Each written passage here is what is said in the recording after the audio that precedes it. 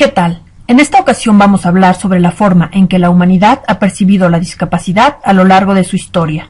Viajaremos en el tiempo para ver cómo se trataba a las personas con discapacidad según distintos modelos, hasta llegar al modelo social, que está vigente hoy en día. Esta diapositiva muestra una línea de tiempo en la que observamos que el primer modelo sobre la discapacidad fue el modelo de prescindencia, que tuvo dos fases o submodelos. El primero fue el modelo eugenésico. Se aplicó desde los inicios de la civilización humana hasta el siglo IV después de Cristo. El segundo submodelo fue el de marginación. Estuvo vigente desde el siglo IV hasta finales del siglo XIX. El segundo modelo que se aplicó fue el de rehabilitación. Tuvo preeminencia desde inicio del siglo XX hasta finales de la década de los años 60. Y por último, el modelo social.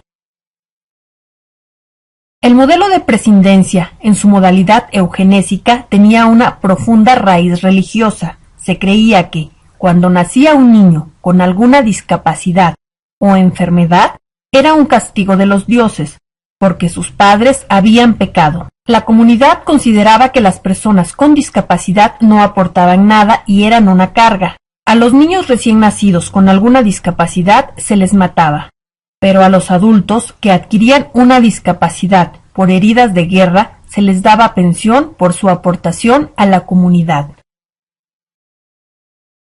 Ahora toca el turno al submodelo de marginación dentro del modelo de prescindencia. Se caracterizaba porque las personas con discapacidad eran objeto de compasión. Además, se les apartaba por miedo, ya que se creía que estaban malditos y eran prueba de la existencia de Satanás. El trato que recibían era de marginación, se les recluía en conventos o se dedicaban a mendigar. Siempre eran objeto de burla. En el modelo de rehabilitación se abandona la idea de que las personas con discapacidad sufren una maldición o castigo divino. Se adopta un enfoque científico, pero solo desde el punto de vista médico rehabilitador. Entonces, el problema está en la persona con discapacidad que no puede realizar actividades normales. Tienen la opción de reintegrarse al aparato productivo, siempre y cuando se les logre reparar a través de la rehabilitación. El trato cambia totalmente, ya que se piensa que la enfermedad o discapacidad puede ser curada a través de la rehabilitación. Los niveles de supervivencia infantil aumentan, porque a los niños con discapacidad se les interna en clínicas para rehabilitarlos.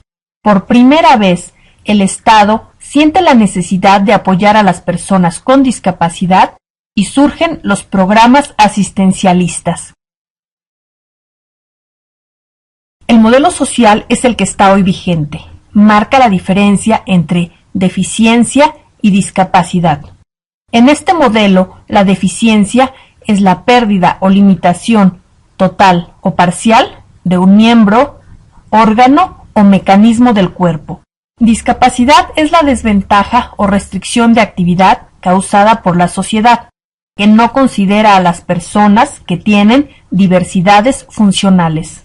Por primera vez, se afirma que el problema no está en la persona, sino en la sociedad que impone barreras discapacitantes. El tratamiento que se da a las personas con discapacidad es de igualdad e inclusión.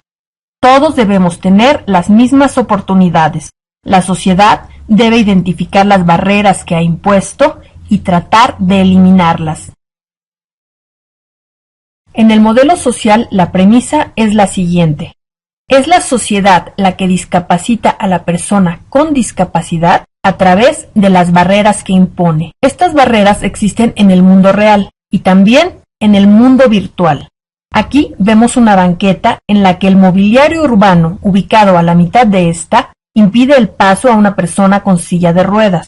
En la otra imagen se ve una pantalla del sitio del Servicio de Administración Tributaria, en concreto la pantalla de generación de citas, es muy complicada y no es accesible. Por lo tanto, personas con discapacidad van a tener muchos problemas para generar una cita.